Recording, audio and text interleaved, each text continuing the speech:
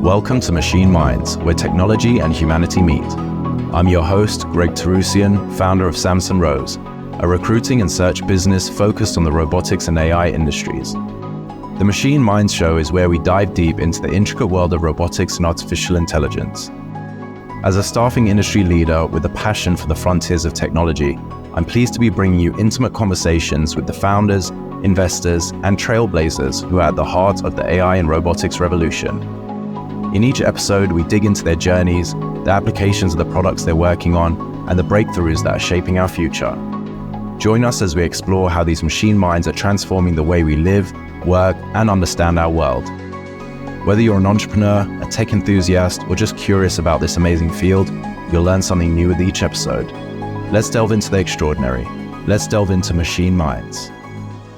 Hello and welcome to Machine Minds, where technology and humanity meet. I'm your host, Greg Terusian, founder of Samson Rose, a robotics and AI-focused search firm. And on today's episode, we are joined by Spencer Krause, the CEO. Hello. Hey, Sorry. No problem. Spencer's the CEO and president of SKA Custom Robots and Machines. SKA, they're a lean, fast-moving, customized contract engineering firm that Spencer founded back in 2015. Thanks for being here, Spencer. Greg, thanks for having me on. Yeah, I really appreciate it. And for anyone that doesn't know, Spencer is also a fellow podcaster, so this should be really fun. Let's jump into it. Looking forward to it. Yeah, me too. So I like to start by having the guests give a little bit of background about themselves so the audience can understand a bit more about who they're listening to. So can you share a bit about your journey into the world of robotics? Sure. I mean, I could go pretty far back on this, but maybe I'll kind of get reasonable. So when I was a kid, my dad's cousin, a guy named Lee Weiss, was one of the first people to get a PhD from the Robotics Institute at Carnegie Mellon. Wow. And he was nice enough to give me a tour of the National Robotics Engineering Center here in Pittsburgh. And I'll never unsee what I saw there that day. I think it was an industrial robot doing a painting and drilling and finishing operation on a part, not in that order. Yeah.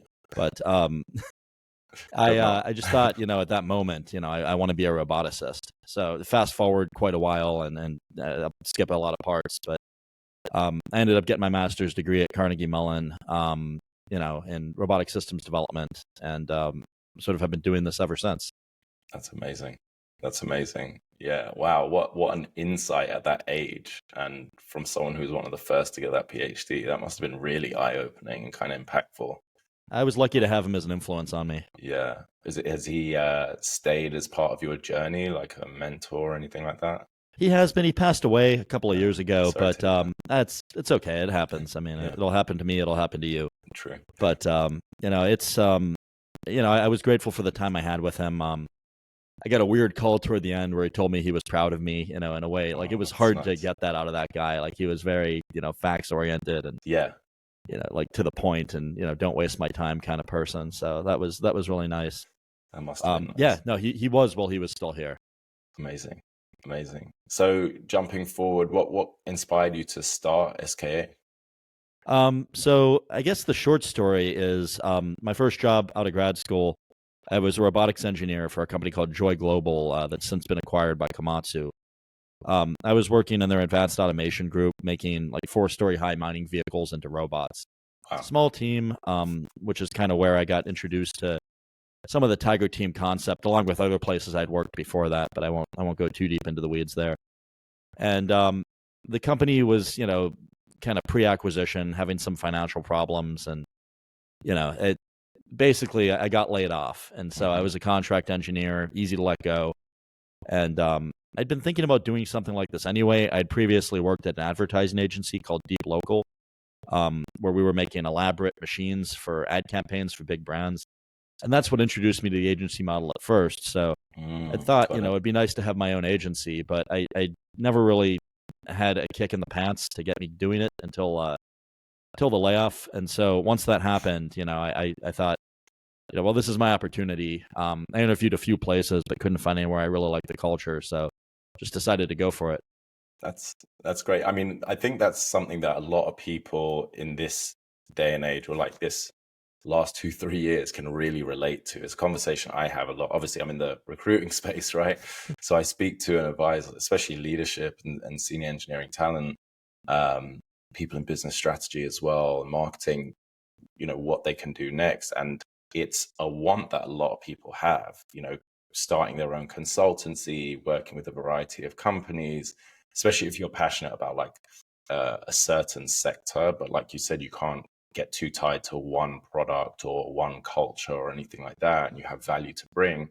It's something I've helped a lot of people talk through and think through, because it is a great way of making a living and building a business, but it's also not for everyone, right? I mean, we can go down this rabbit hole because I'm in the same place, but you've got to Sure. keep that, wheels turning of business development, as well as actively producing the work and performing on the engagements that you're in. And then being a business owner has its own headaches, right? Which aren't for everyone. Absolutely. But I mean, sometimes, that's, you kind of get off on the challenge, right? So, I mean, I don't think I would know how to exist now without, having the business to work on, or, Right. Just having thoughts come to me in the shower, on the toilet, or, at other times, Yeah. walking around the block, ideas just come, and they're almost always, focused on the business or a client project or how to solve some problem. So, I So like true. that stimulation. Yeah, it's really nice actually when you think about it like that, because I can't think of a time now. I mean, I haven't been doing it as long as you, but I've been running my own business for over 4 years now, and I can't think of a time when I could really just switch off. Like a lot of people, like, all right, Friday, done, laptop down, I'm good until Monday. Or you get home from work and you're like, all right, great, now it's time for family and kids, which, a double-edged sword, but I like that in the back of my mind. I'm always thinking I could be in the gym, having a swim, whatever, doing errands, and then having a drive, and stuff pops in my head, right? That's so important. You've got to note it down or send yourself an email to get to. Yeah, exactly. So let's go talk about SK's approach, because obviously in this industry within robotics, I mean, we talked a bit about this offline, but there's several companies that kind of do this consulting contract robotics element, but you guys are slightly different. How do you position yourself? What makes you stand out? So we try to go after really, really difficult problems in field robotics. So oftentimes we get called in when there's really no clear subject matter expert in an area that we're asked to attack. We specialize in early stage new product development, and we don't really do industrial automation or self-driving, because we perceive those to be sort of red oceans with a lot of players already entrenched.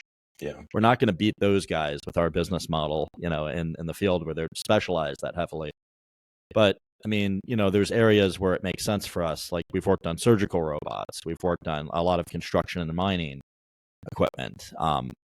There's not that many firms that are willing to take on difficult challenges over and over and over again, like Sisyphus. And so I feel like that's where we really stand out. Yeah. And I think that's where clients or companies tend to get stuck anyway. Like you said, they don't have a clear subject matter expert in there. They don't know how to get going, get the ball rolling. So is it normally, like you said, that early product development, you will start that, get them like an MVP or get them to a certain stage and then hand it over? Or do you end up staying on for the duration of the project?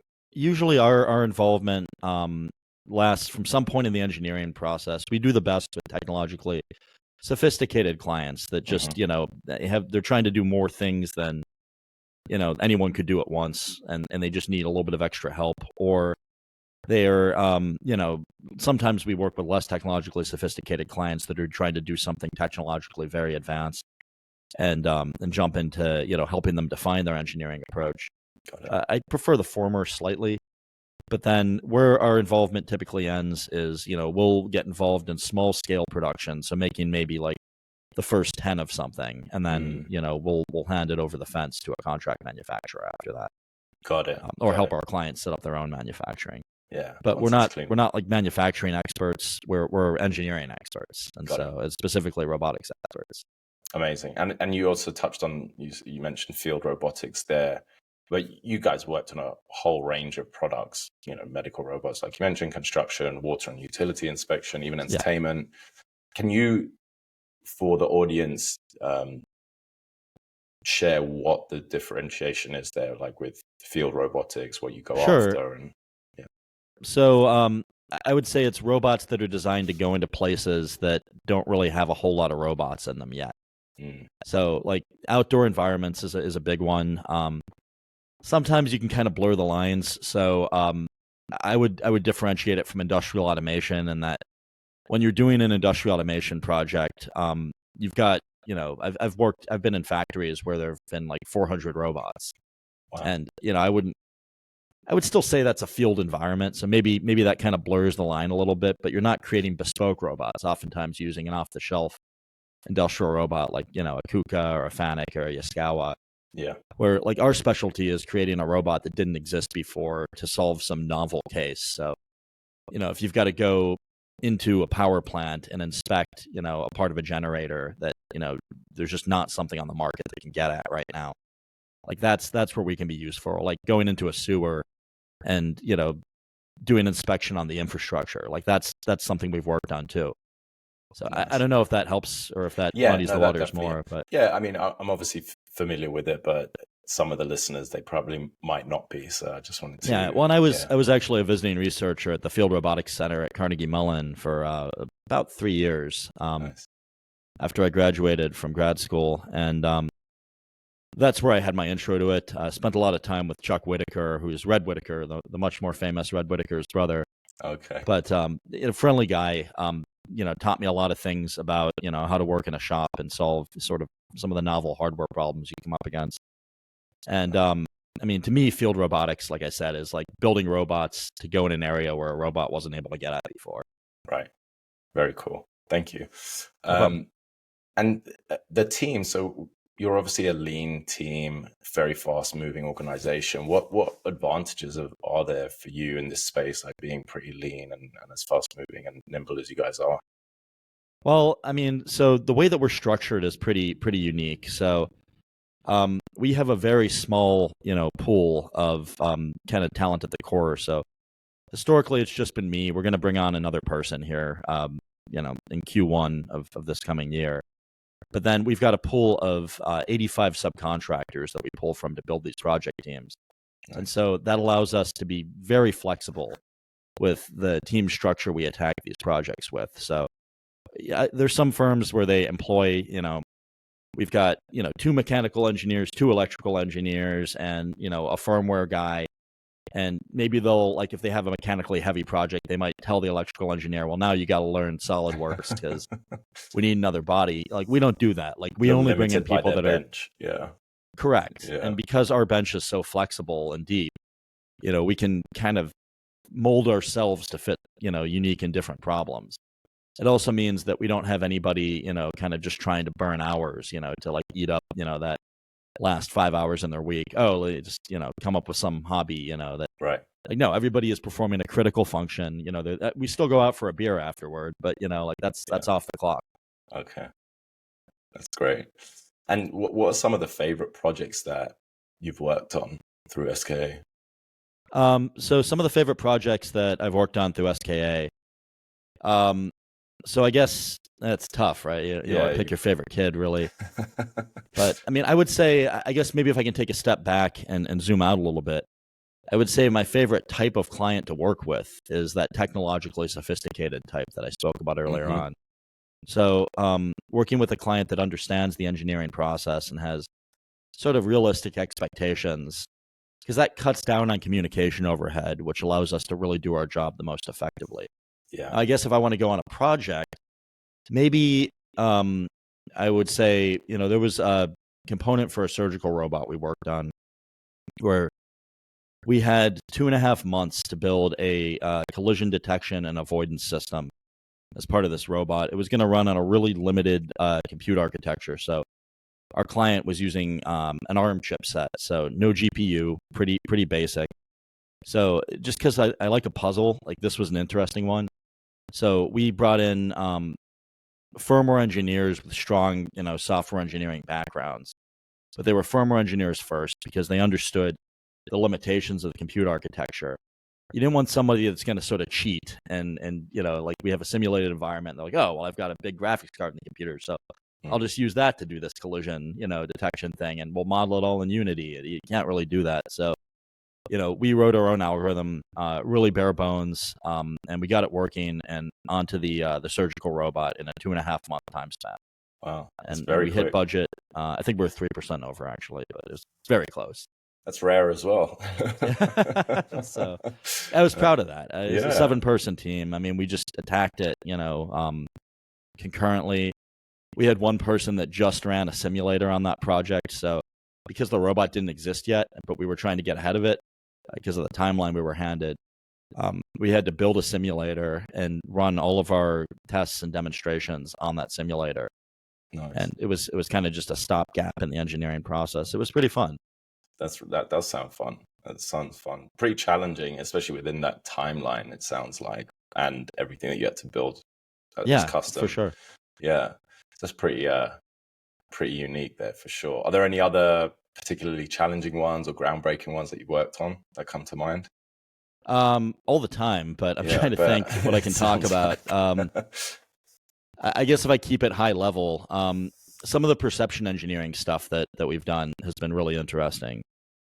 So across the board. And then I guess from a timeline perspective, there was another one recently where we joined a fairly sophisticated engineering team, but where they had put kind of a more junior person in charge of something critical, and they just weren't able to make it go. So, we came in, everybody was panicking, including like the really senior people at our client's side who I think would have been able to solve these problems themselves if they'd have just had, the luxury of planting an extra year in their calendar that no one else got to have. But they didn't. And so we came in, we got the whole thing under control.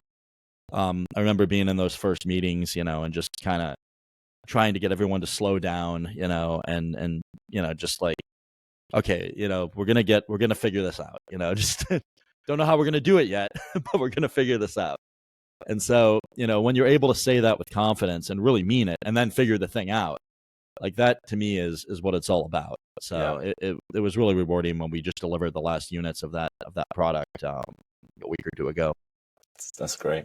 So it sounds like when you get into or start working with a client that you've got like this real collaborative effort way of working, but you guys also must have a clear process when you're problem solving with them or identifying their need straight away. 'Cause sometimes I know, at least from the recruiting side, you can engage with someone and they're like, they don't really know what they're looking for. They think they know.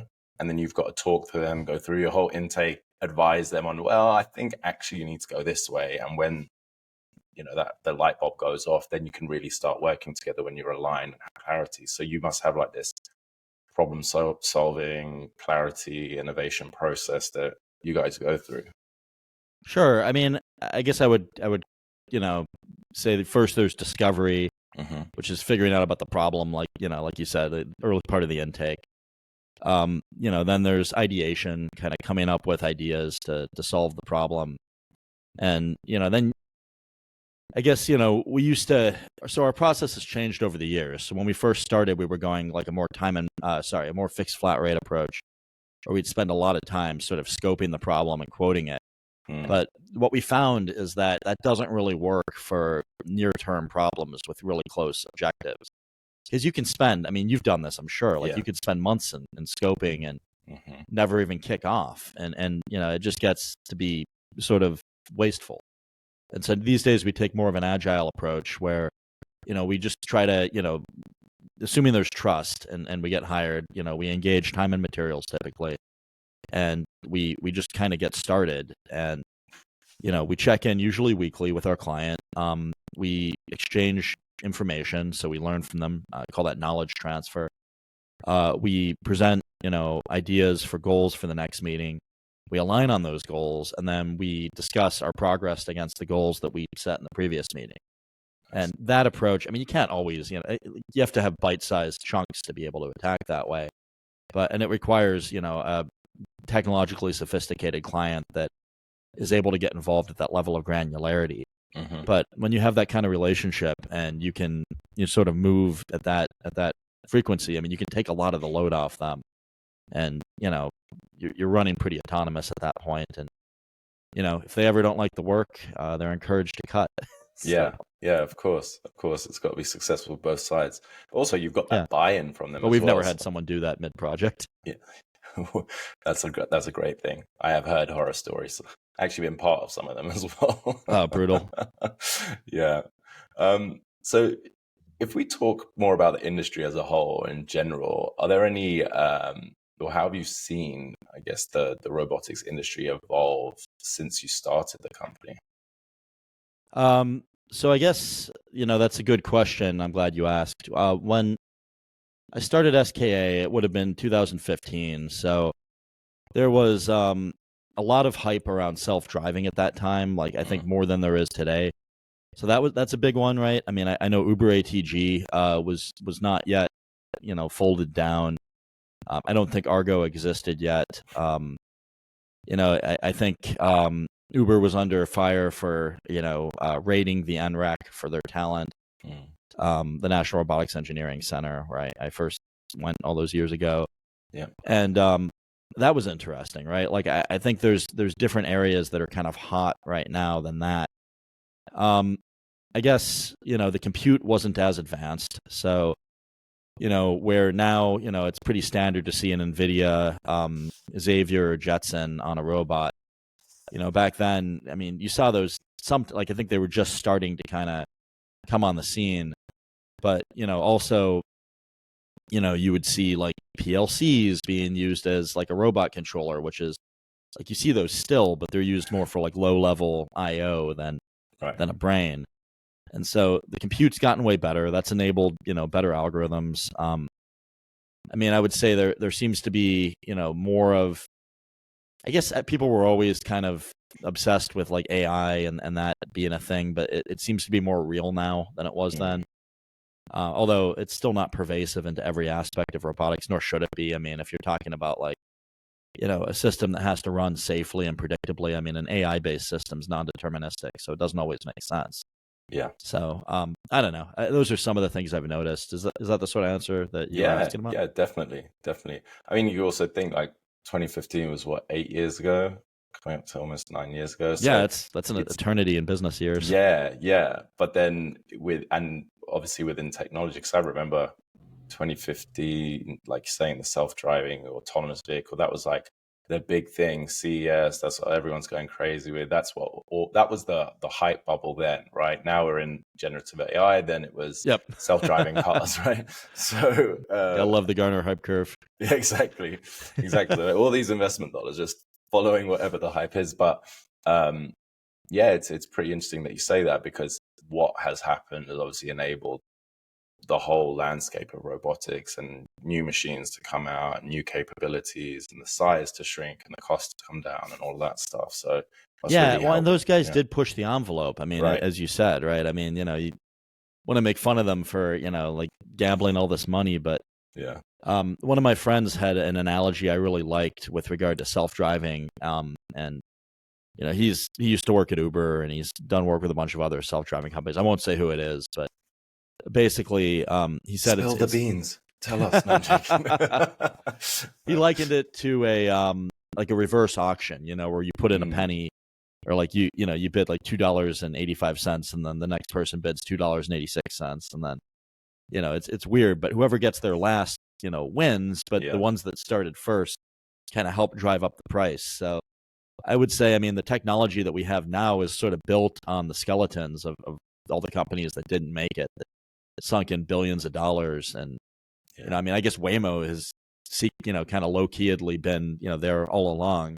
So maybe that's, sort of the elephant in the room that I just addressed. But, I mean, there's, from every, one of these monumental efforts, I mean, the technology gets advanced, leaps and bounds. For sure. And they just like, when again, bringing it back to talent, they're just like improving the talent pool, because you're bringing in all of these really smart people that never worked on something like that before, and now they're putting all that brain power on this problem, which is attracting more people to do it, and then colleges are working more on it, and you just got like this funnel now of people that are interested, experienced, utilizing their time and resources and research into that, and it just creates that ecosystem for new startups and new companies to start working on it. So that's interesting. How does that impact the recruiting business? It's great, because at first, I talk about it quite a bit on this show, so sorry for anyone that's like going through these episodes one by one, but I used to work at a company called Hyperloop One, and it was this Elon Musk idea for high-speed transportation, levitating in a tube. But obviously, when we worked on that, no one had done it before. And we were bringing people from all these different industries, aerospace, automotive, defense, robotics, etc., to come and now build this new form of transportation. So there were some that had worked on like self-driving cars at the time. And, some people that had worked at NASA, putting rockets into space. So it was weird, but then if you jump forward, if that was to take off, there's obviously other companies working on it now, but if that was to take off, that would have been like the founding real company that had hired people who have now brought all this brain power and work with like PhDs and people from research teams to look at this new product and this new problem set. Obviously, not everyone always agreed on what it should be. So then that could have branched off to the other startups. So in this case, it's when you talk about self-driving cars or autonomous vehicles in general, whether they're AMRs or vehicles, it really does impact it in a great way because it attracts people to the industry that probably wouldn't have looked at it before, because now it's got legitimacy. If you see other engineers with like credible backgrounds or coming from the same school that you've been or whatever it is, or leaving your company to go there, you like, oh, well, that sounds real. That sounds interesting. Let me find out more.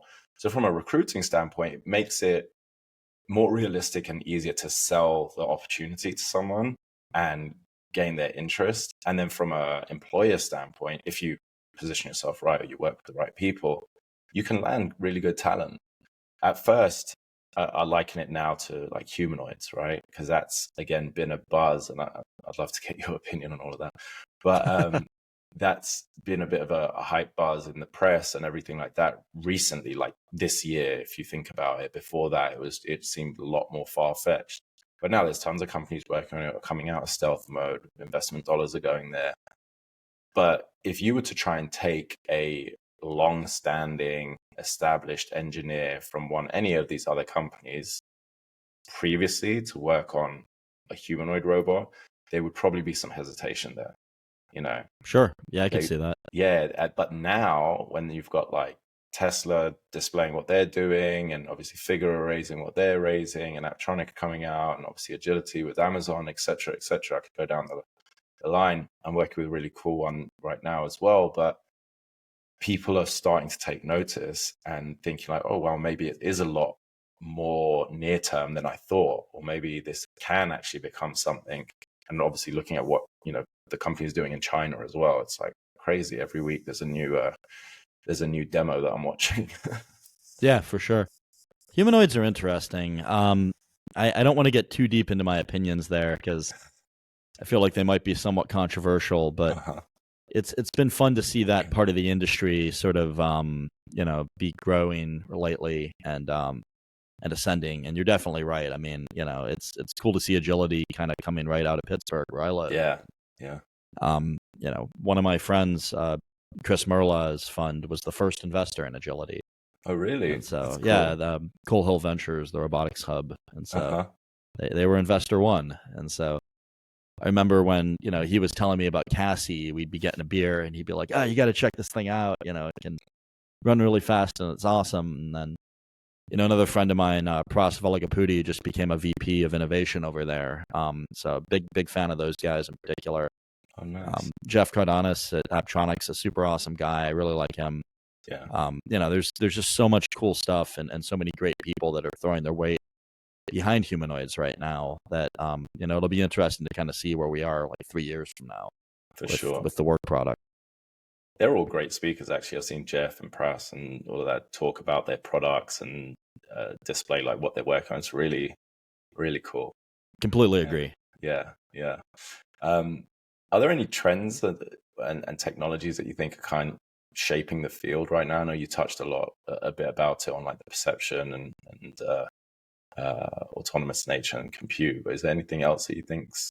You're just asking about like enabling tech that's... Yeah, or things that are like, if I guess we've touched on it already, but is now helping shape what people are working on or asking of you. Like, hey, now that we know we can utilize like computer vision, to do this, or We're to definitely getting hit a lot for perception engineering. That's been a big demand recently. Like I would say in the last year and a half, like the amount of customer influx in that area that we've had has been uptick. Do you think that's because they can't find the in-house expertise? There's not that many people that know how to do it. I mean, and they're quite expensive, right? I mean, like you know, given, and you can thank the self-driving car industry for that, right? I mean, like that's oh no, I know that's a big part of it, and probably to some extent humanoids too. But you know, like a good perception engineer that can make order from chaos, and I mean, I guess more accurately, can come up with an algorithm to derive order from chaos. You know, I mean, that's a very valuable professional, right? And somebody that, you know, we're lucky enough to have a few of those on our roster. That's great. That's great. Any challenges that you see in the industry? In terms of what, like just the economy and in general, yeah, that's a pretty broad question, but like, yeah, from it could be anything from like, we obviously went through the pandemic and there was, you know, product shortages, chip shortages, things like that. Oh, that's still a thing, right? I mean, like I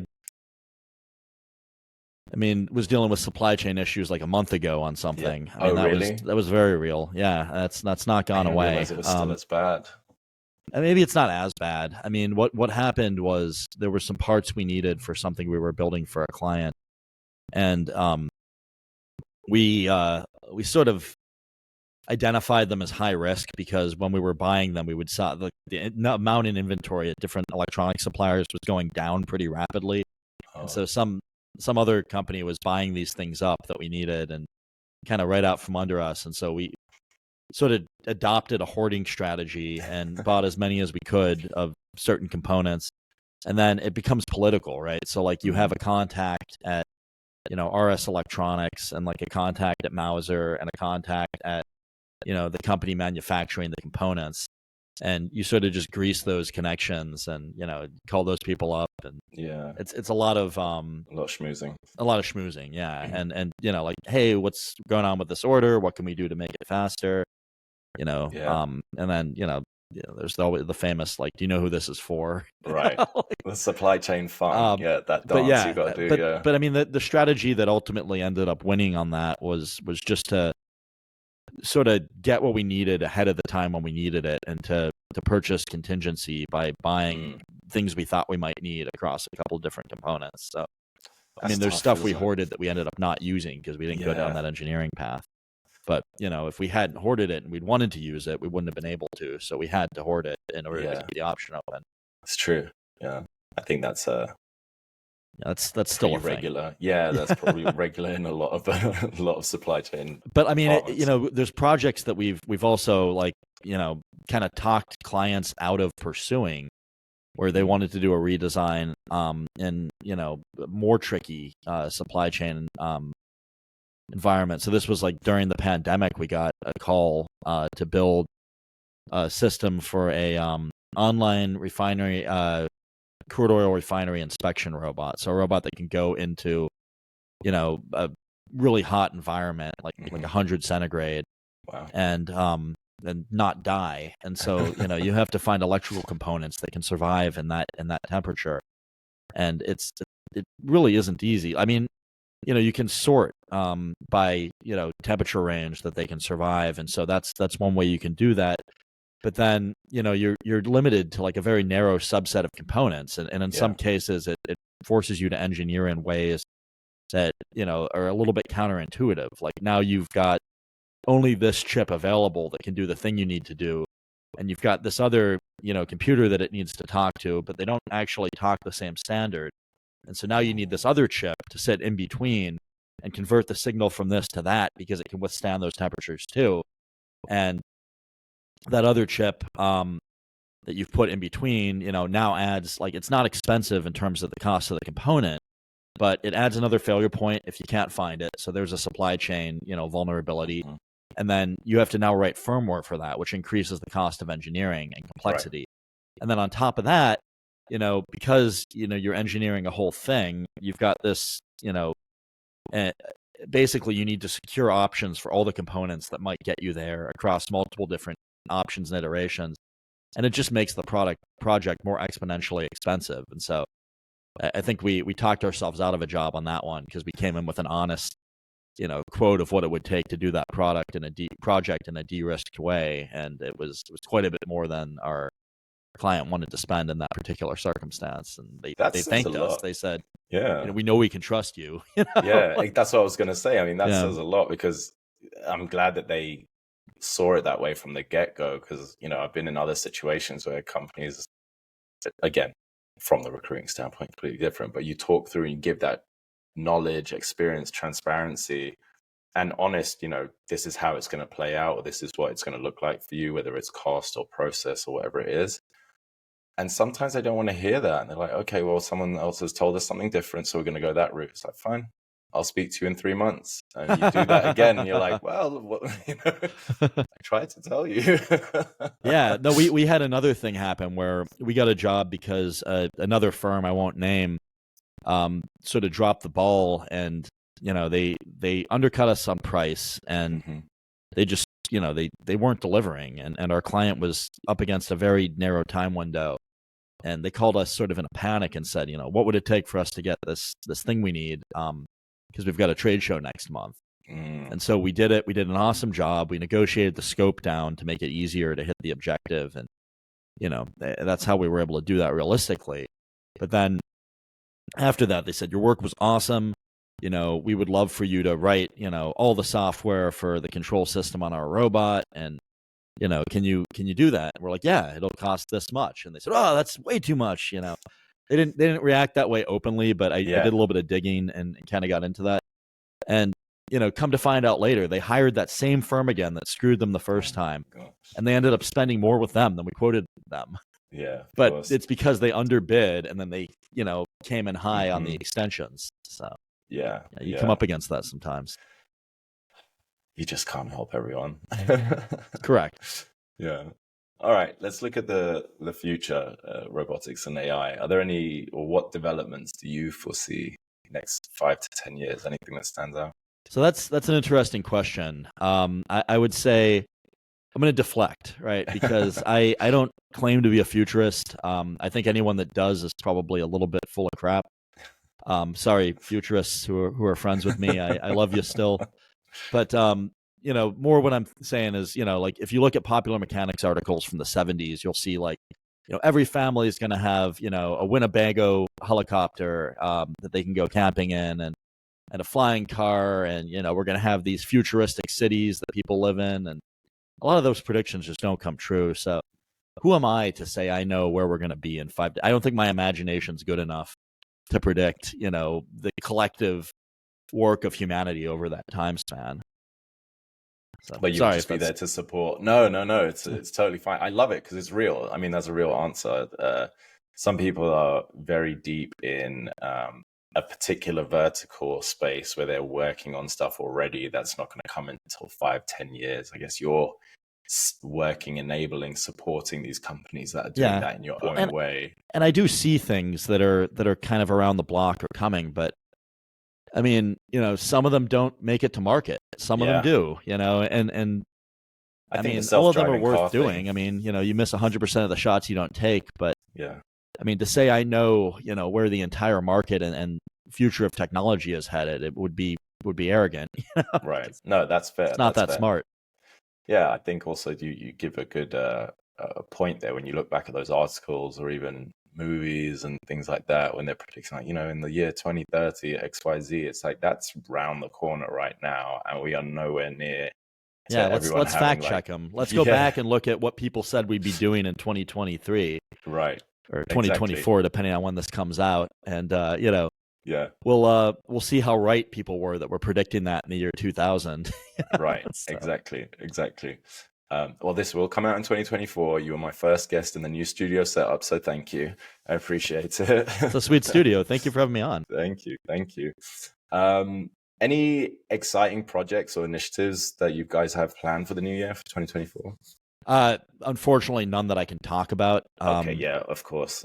I guess we're scaling up a bit. We've got some new advisors that are coming in to work with the company.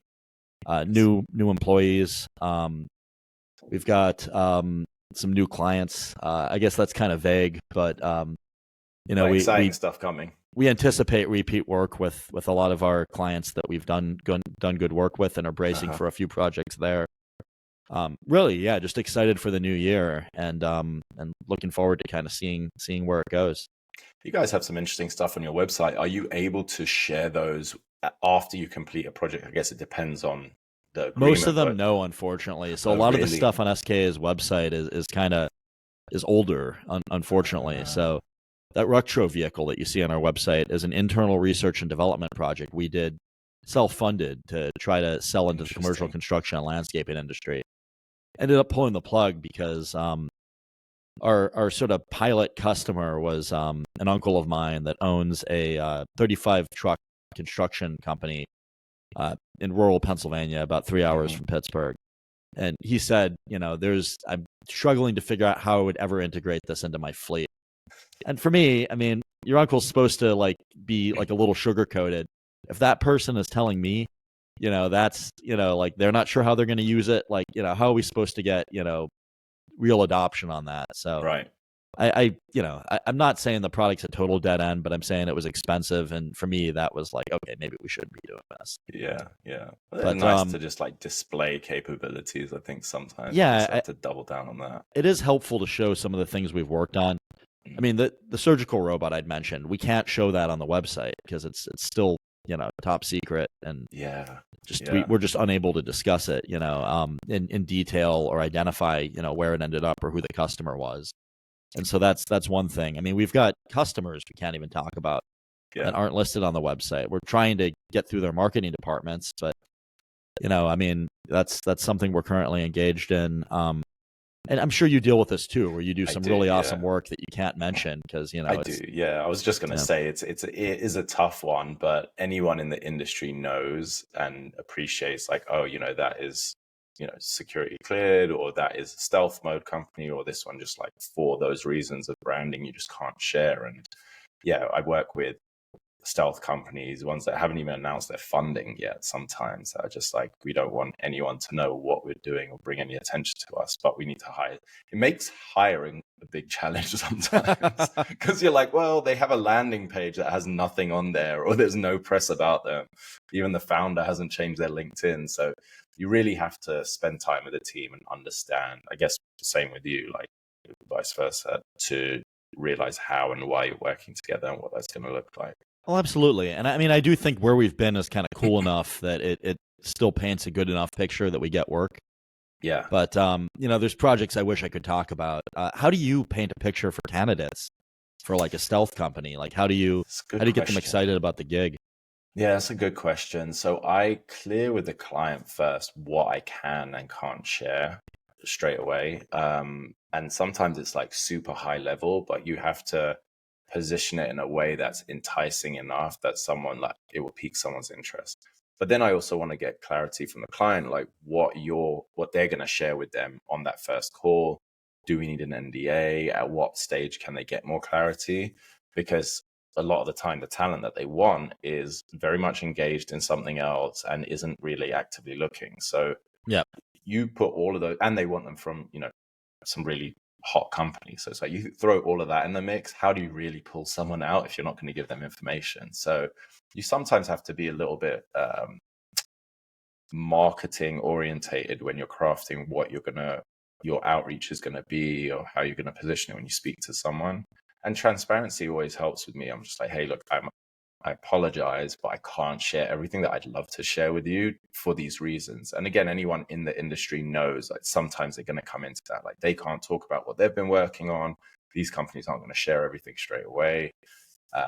So if I can give them an idea about when they're going to find out and what they're going to learn in the next conversation, sometimes that's enough to entice them to have the talk, because they're just curious now. They're well, I want to know what they're working on. If you say it's a novel way of making X, or now it's this company with founders from these other organizations.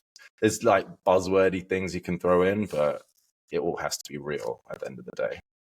Yeah, that makes a lot of sense to me. Well, I've found that, at least from my vantage point, transparency with clients and with, I guess, talent, for lack of a Yeah. better term, I mean, is always the best policy. I mean, even if you're being transparent that you can't tell them everything, you're still like, hey, look, like, here's the situation we're in. Here's why, appreciate your interest. I think you'll like it for these reasons, but I can't actually give you specifics on this, or this. Like, I think people appreciate that, and it shows your humanity. Yeah, I think so. Sometimes people as well, they get FOMO straight away.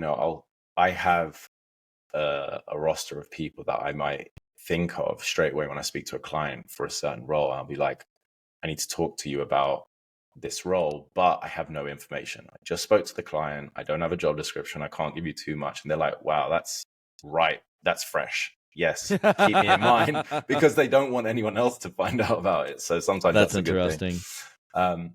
All right, before we go, I'm conscious of time. Let's do a quick fire rapid round. A few questions, get to know you a bit more, personal level.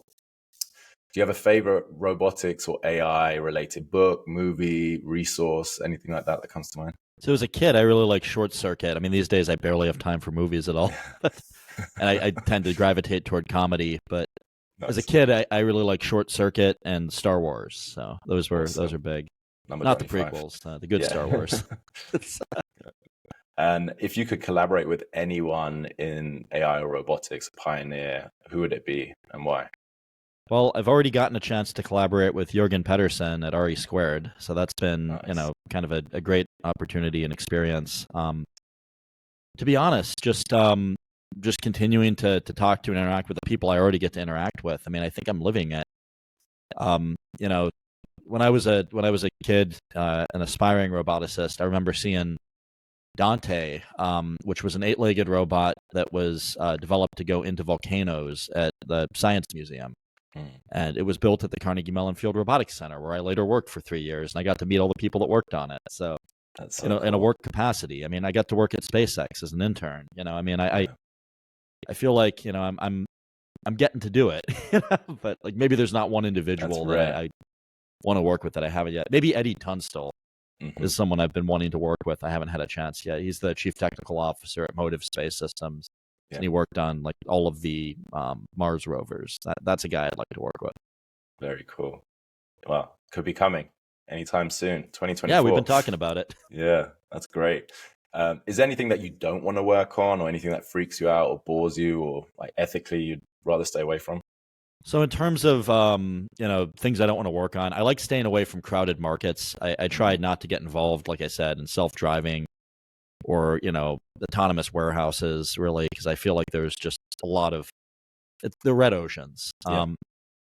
In terms of ethics, I try to stay away from lethality. That's something where I don't feel the most comfortable working there. Just in terms of like, there've been projects I've looked at working on there where I've started having nightmares kind of leading up to it, and I'm like, I probably shouldn't go down this road. But I mean, other than that, I guess, I don't want to work on, anything, that's too mundane. So, but I don't know. I mean, I'm not too good for any of it. Like, there's plenty of interesting stuff going on. Yeah. Let me hear about it and I'll decide. Yeah, exactly. And I mean, I think wherever there's, like a difficult problem to be solved, or, an innovative mentality, or, the need to do something, with strong technical resources that's challenging, I'm happy to help. But, primarily outdoor robots, for novel environments. Amazing. And one piece of advice for aspiring entrepreneurs in the industry? Do it. Start your company. Like, take on credit card debt, take your savings, get a loan. Like there's no better way to, or start a hobby business if it's lower stakes and you've got a family and you don't want to put it all on the line. You got to get out there. Otherwise you're never going to live your dream. That's so true. Thank you for that. Sure. Well, thank you for being on the show. I really appreciate it. This has been great. Some really good knowledge shared here, some great insights. And I actually personally really liked enjoying learning about what SK is doing and the type of work that you guys are engaged in. Where can people find out more about you, your podcast, the company, and follow what you're doing? Sure. Thanks for the opportunity for the plug there. Yeah, you're welcome. So I think if you go to spencerkrause.com, my first and last name, there's a link tree with all that stuff on it. Great.